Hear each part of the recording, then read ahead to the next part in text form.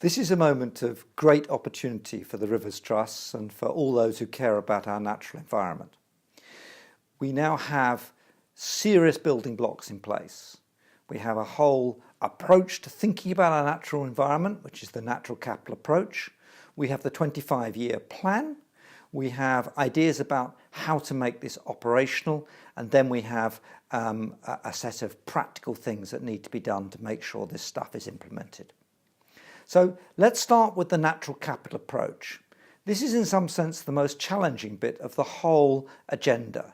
Thinking about natural capital assets, thinking about ecosystems, thinking about habitats, rather than just thinking about discrete and individual projects and how we might improve bit by bit. And to think about a river catchment, which is a natural system, we need to think about the assets, so the asset register, identifying the assets at risk. We need to work out what the overall capital maintenance is to make sure that those assets, particularly those assets at risk, are okay. And we need to think, if you like, about a balance sheet for the whole activity. We're used to thinking about accounts for farms, for businesses, even for governments. We now need to think seriously about accounts for our river catchments. So applying natural capital thinking and using the tools and techniques to get a proper understanding of what our catchment looks like is the first thing to do. Now, the 25-year plan has many features. None of it's ideal. Everyone, I suspect, listening to this could think of a better way of doing things. But basically, it's a huge step forward because it's a political step forward, and it has at its heart this idea of leaving the natural environment, and therefore its natural capital, in a better state than we found it. So if you look at the 25-year plan, it's got lots and lots of targets and actions and bits and pieces and lots of pretty pictures too.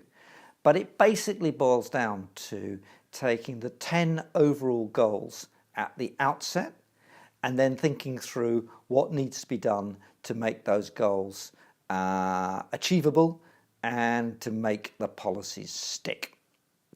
So when it comes to rivers, we have clean water, but of course we want that, and we have thriving wildlife as goals. But of course, you will all know that clean water is not the same thing as thriving wildlife, and that there's more to our rivers than making sure that the drinking water we end up with is safe for us and healthy for us. So actually, each of these goals has trade-offs, and they need to be thought through jointly and not separately. For example, rivers have got a lot to do with carbon, but that's another separate objective or goal from the thriving rivers and thriving wildlife and clean water. You can see how confusing these bits are. So we need an overall plan for catchments which meets as many of these 10 goals as possible in order to deliver the catchment river part of the 25-year plan. And we need one thing more, which I'll come back to at the end, which is that, of course, we need this 25-year plan to be put on a statutory basis.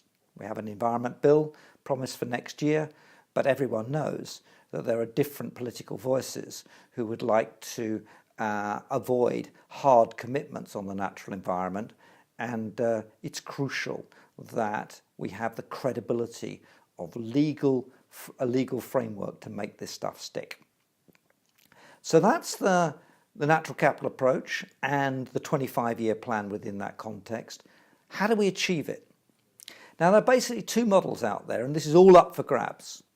There is the conventional way of going about environmental management, which is basically a regulation, the big governmental bodies getting involved with individual landowners, the Ofwat and the Environment Agency getting involved with water companies and coming up with plans, and then on the basis of those plans, agreements, and then frameworks, and then case-by-case intervention.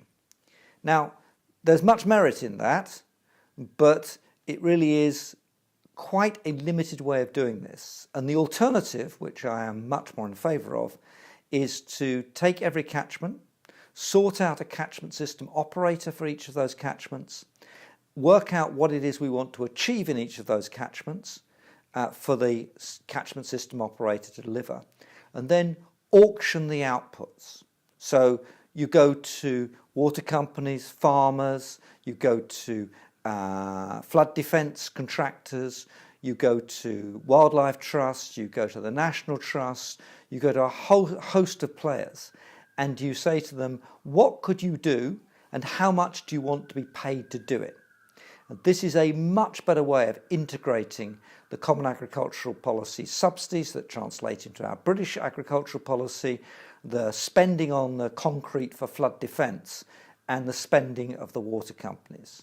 We can do much better by taking an integrated approach, and the best market way of doing that is simply to ask people what they can do and then ask them how much money they need, what is the credible way of ensuring they actually do what they're going to do, and what are the benefits that flow. So that is a frame to work from.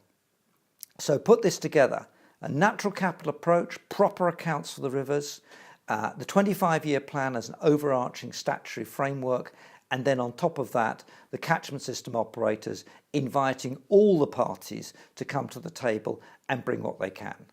And what does this mean for the Rivers Trust and what we do next? The Rivers Trust, I should say in plural. Well, first of all, the Rivers Trust people, you all know more about catchments than virtually anyone else. So you should be right in there in thinking about what the catchment system operator should do, what those natural capital assets are, and sorting out those accounts. You should be at the forefront. You should be pushing for statutory basis for the 25-year plan, and you should be using all your expertise and skills to make sure that each and every one of our catchments delivers a better environment for the next generation, meets the objectives of the 25-year plan, and therefore leaves us with the great prize. You know, all of this is economically efficient. It will produce a green and a prosperous land as well as a pleasant one. It's good for economic growth, it's good for the environment, and it's very, very good for the rivers if we do this properly. So my message today is go to it. This is a fantastic opportunity, and let's make it happen. Thank you very much.